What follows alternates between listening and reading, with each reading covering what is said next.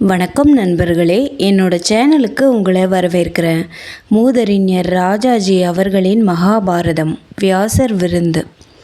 அபிமன்யுவின் வதத்திற்கு காரணமாயிருந்த சைந்தவராஜனை அடுத்த நாள் சூரிய அஸ்தமனத்திற்குள் கொல்லப்போகிறேன் என்று அர்ஜுனன் பிரதிஜ்ஞை செய்தது சாரணர்களால் துரியோதனனுடைய கூட்டத்திற்கு தெரிய வந்தது. விருத்தசத்திரன் என்பவன் பிரசித்தி பெற்ற சிந்துராஜன். பெரும் தவம் செய்து ஜெயத்ரதனை புத்திரனாக அடைந்தான். குழந்தை பிறந்த பொழுது அசரீரி இந்த ராஜகுமாரன் புகழ்பெற்று விளங்குவான். உலகத்தில் எக்காலத்திலும் சூரர்களால் கொண்டாடப்பட்ட சத்திரிய சிரேஷ்டன் ஒருவனால் இவன் தலை விட்டுண்டு தேகவியோகம் அடைந்து மேலுலகம் சேருவான் என்று சொல்லிற்று.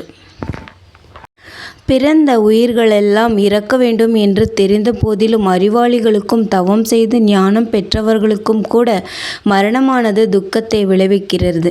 விருத்தசத்திரன் புதல்வனுடைய மரணத்தை பற்றி அசரீரி சொன்னதை கேட்டு மிகவும் துயரப்பட்டான். இந்த வாக்கு உண்மையாயின் என் மகன் தலையை எவன் பூமியில் தள்ளுவானோ அவன் தலையும் அந்த சமயம் சுக்கு நூறாக வெடித்து சாக வேண்டும் என்று சாபமிட்டான்.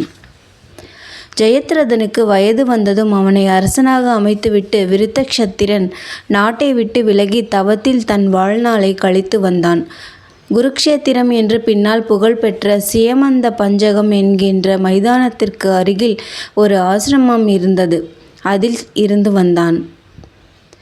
அர்ஜுனனுடைய பிரதிஜ்ஞையை பற்றி கேட்டதும் தன் முடிவு அசரீரி வாக்கின்படி வந்துவிட்டதோ என்று ஜெயத்ரதன் சந்தேகப்பட்டு துரியோதனனிடம் சென்று, எனக்கு இனி இந்த யுத்தம் வேண்டாம், நான் என்னுடைய நாட்டிற்கு போகிறேன் என்றான். சைந்தவனே, அஞ்ச வேண்டாம். இத்தனை சத்திரிய வீரர்களும் நின்று உன்னை காப்பாற்றுவார்கள். கர்ணன், சித்திரசேனன், விவிம்சரி, பூரிசிரவஸ், சல்லியன், விருக்ஷசேனன், பிருதமித்திரன், ஜெயன், போஜன், காம்போஜன், சுதர்சனன், சத்திரிய விரதன், விகர்ணன், துர்முகன், துச்சாதனன், சுபாஹு, காளிங்கன், அவந்தி ராஜாக்கள், துரோணர், துரோண புத்திரர், சகுனி, இவ்வளவு பேர்களும் நானும் இருக்க நீ போவது சரியாகாது. என்னுடைய முழு சேனையும் உன் காப்பிற்கு கட்டளையிடப்படும். நீ இந்த சமயம் விலகி போக வேண்டாம் என்று துரியோதனன் வற்புறுத்த ஜெயத்ரதனும் ஒப்புக்கொண்டான். துரோணரிடம் சென்ற ஜெயத்ரதன், குருவே, எனக்கும் அர்ஜுனனுக்கும் நீர் ஆச்சாரியராக இருந்தீர். எங்களுக்கு சிக்ஷையில் என்ன தாரதமியம் கண்டீர் என்று கேட்டான். அப்பா, உனக்கும் அர்ஜுனனுக்கும் நான் பேதமின்றி ஆச்சாரிய கடமைகளை செய்தேன். சிக்ஷை ஒன்றாயினும் அபியாசத்தினாலும் கஷ்டமான தவத்தினாலும் உன்னை காட்டிலும் அர்ஜுனன் மேலானவன். ஆயினும் பயப்பட வேண்டாம். அர்ஜுனனால் தாண்ட முடியாத வியூகத்தை வகுத்து அப்புறம் பின்புறமாக உன்னை வைப்போம். உன் மூதாதையரின் தர்மத்தை அனுசரித்து யுத்தம் செய். நாம் எல்லோருமே ஏதோ ஒரு வரிசை கிரமத்தின்படி யமனால் தொடரப்பட்டவர்களாக பரலோகம் போவோம் அல்லவா? தபஸ்விகள் அடையும் லோகத்தை சத்திரியன் சுலபமாகவே யுத்தத்தில் அடைவான். அவ்வளவே என்றோ, பயத்தை விடு என்றார். விடிந்ததும் ஆயுதம் தரித்தவர்களில் சிறந்தவரான துரோணர் சேனையை அணிவகுத்தார். ஜெயத்ரதனும் அவனுக்கு காப்பாக பூரிசிரவசும், கர்ணனும், அசுவத்தாமனும், சல்லியன், விருஷசேனன், கிருபர் இவர்களும் எல்லாவித படைகளுடன் 12 மைல் தூரத்திற்கு பின்னால் விலகி நின்றார்கள். அதற்கும் பாண்டவ சேனைக்கும் இடையில் துரோணர் பெருஞ்சேனையை சகட வியூகத்தில் அமைத்தார். சகட வியூகத்திற்கு அப்பால் பத்ம வடிவத்தில் உள்வியூகம் ஒன்றை ஏற்படுத்தினார். அந்த பத்ம வியூகத்திற்கு அப்பால் ஊசிமுக வியூகம் வகுத்தார். அந்த ஊசிமுக வியூகத்தின் காப்பில் ஜெயத்ரதன் நின்றான். சகட வியூகத்தின் முகத்தில் துரோணர் நின்றார்.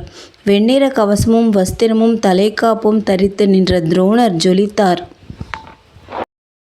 சிவப்பு நிற குதிரைகள் பூட்டிய அவருடைய ரதத்தின் துவஜத்தில் யாகவேதிகையும் மான் தோலும் விளங்கின. இது காற்றில் ஆடியதைக் கண்ட கௌரவர்கள் உற்சாகம் கொண்டார்கள். வியூகத்தின் பலத்தை பார்த்து துரியோதனன் தைரியம் அடைந்தான்.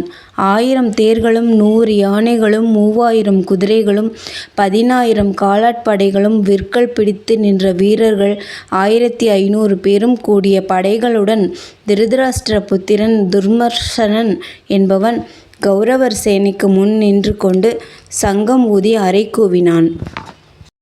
யுத்தத்தில் ஜெயிக்க முடியாதவனும் கோபம் கொண்டவனுமான தனஞ்சயன் எங்கே? அவன் எங்கள் மேல் போர் புரிந்து கல்மேல் போடப்பட்ட மண்குடம் போல் உடைப்படுவதை உலகம் இப்பொழுது பார்க்கப் போகிறது என்றான். 1.5 அம்பு பாய்ச்சல் தூரத்தில் அர்ஜுனன் தன் தேரை நிறுத்தி சங்கை ஊதி பிரதித்வனி செய்தான். உடனே கௌரவசேனையிலும் சங்கங்கள் ஊதப்பட்டன. கேசவா, துர்மர்ஷனன் இருக்கும் இடத்தை நோக்கி தேரை நடத்து. அங்கிருக்கும் யானைப்படையை பிளந்து நுழைவோம் என்றான். துர்மர்ஷனனுடைய படை அர்ஜுனனால் சிதறடிக்கப்பட்டது. பெருங்காற்றினால் அலைக்கப்பட்ட மேகங்களைப் போல படை அங்கங்கள் அங்குமிங்கும் பறந்தன. அதை கண்டு துச்சாதனன் மிக்க கோபம் கொண்டு பெரிய யானை படையுடன் வந்து அர்ஜுனனை சூழ்ந்து கொண்டான். துச்சாதனன் கெட்ட பாவியானாலும் மிக்க பராக்கிரமசாலி. கடுமையான யுத்தம் நடத்தினான். அர்ஜுனனால் வீழ்த்தப்பட்ட யுத்த வீரர்களால் போர்க்களமானது கோரமான காட்சியாயிற்று. துச்சாதனனும் பின்வாங்கி துரோணர் நின்ற இடத்திற்கு சென்றான். சவ்யசாசியினுடைய தேர் விரைவாக துரோணருக்கு அருகில் சென்றது. சவ்யசாசி என்பது அர்ஜுனன். நரசிரேஷ்டரை, புத்திரரை இழந்து துக்கத்தில் பீடிக்கப்பட்ட சிந்துராஜனை நோக்கி வந்திருக்கிறேன். என் பிரதிஜ்ஞையை நிறைவேற்ற அனுக்கிரகிப்பீராக என்றான் தனஞ்சயன். ஆச்சாரியர் புன்னகை செய்து, அர்ஜுனனே, என்னை ஜெயிக்காமல் ஜெயத்ரதனை நீ அடைய முடியாது என்றார்.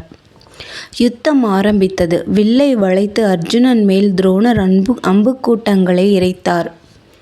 பார்த்தனும் அம்புகளால் துரோணரை அடித்தான். அவற்றை துரோணர் தம் அம்புகளால் அநாயசமாக தடுத்துவிட்டு கிருஷ்ணனையும் அர்ஜுனனையும் நெருப்பு போல் எரியும் பானங்களால் பீடித்தார். பாண்டவன் துரோணருடைய வில்லை அறுப்பதற்கு நிச்சயித்தான். அதற்காக அம்பை எடுத்து கொண்டிருக்கும் பொழுதே துரோணர் அர்ஜுனனுடைய வில்லின் நாணை அறுத்து விட்டார். பிறகு சிரித்து கொண்டே அவன் பேரிலும் குதிரைகளின் பேரிலும் தேரின் நாலா பக்கமும் அம்புகளை பொழிந்தார். அர்ஜுனன் கோபம் கொண்டு ஆச்சாரியரை அடக்க வேண்டுமென்று பல பானங்களை ஒன்றாக தொடுத்து பிரயோகித்தான். துரோணர் ஒரு வினாடியில் சிஷ்யனை மிஞ்சுகிறவராகி அம்புமலையை பொழிந்து அர்ஜுனனையும் அவன் தேரையும் இருட்டில் மறைத்தார்.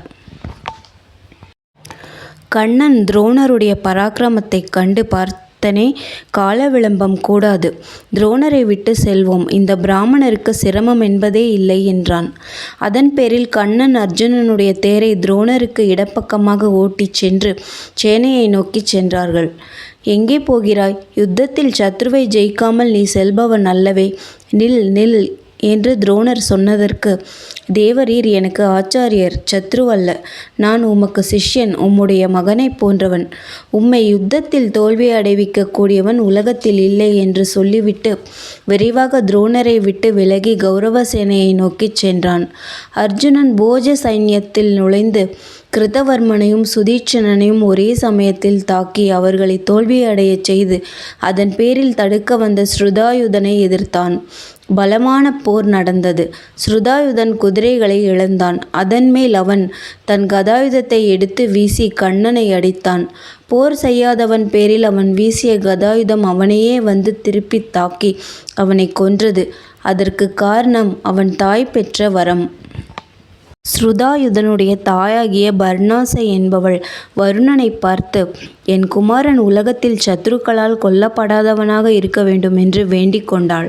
உன் புத்திரனுக்கு நான் திவ்யமான ஆயுதத்தை தருவேன். அந்த ஆயுதத்தை பிரயோகிக்கக்கூடாது. அப்படி செய்தால் அது பிரயோகித்தவனையே திருப்பிக் கொள்ளும் என்று சொல்லி திவ்ய கதாயுதத்தை தந்தான். யுத்த வேகத்தில் இந்த வாக்கியத்தை மறந்த ஸ்ருதாயுதன் கதாயுதத்தை கண்ணன் மேல் எறிந்தான். ஜனார்த்தனன் அதை தன் மார்பில் ஏற்றுக்கொண்டான். மந்திர தவறு ஏற்பட்டால் மந்திரவாதியின் வசத்தில் இருந்த பிசாசு அவனையே கொல்லுவதைப் போல அந்த கதாயுதம் திருப்பிச் சென்று வீரனான ஸ்ருதாயுதனை கொன்றது. காற்றால் தள்ளப்பட்ட பெரிய மரத்தைப் போல அவன் பூமியில் விழுந்தான். அதன் பிறகு காம்போஜராஜனான சுதக்ஷிணன் அர்ஜுனனை கடுமையாக எதிர்த்தான்.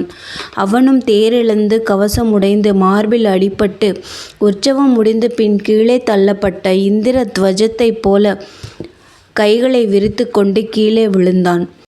மிக்க வன்மை பொருந்திய வீரர்களான ஸ்ருதாயுதனும் காம்போஜனும் கொல்லப்பட்டதைக் கண்டு கௌரவசேனை குழப்பம் அடைந்தது.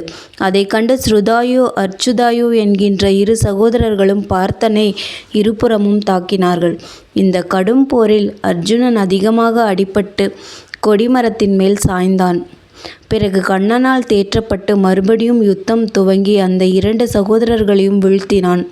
அவர்களுடைய 2 குமாரர்களும் யுத்தத்தை விடாமல் தொடர்ந்தார்கள். அவர்களும் அர்ஜுனனால் யமாலயம் அனுப்பப்பட்டார்கள்.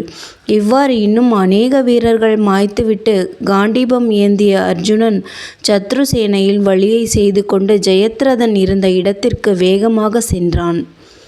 நன்றி. மீண்டும் அடுத்த அத்தியாயத்தில் சந்திப்போம்.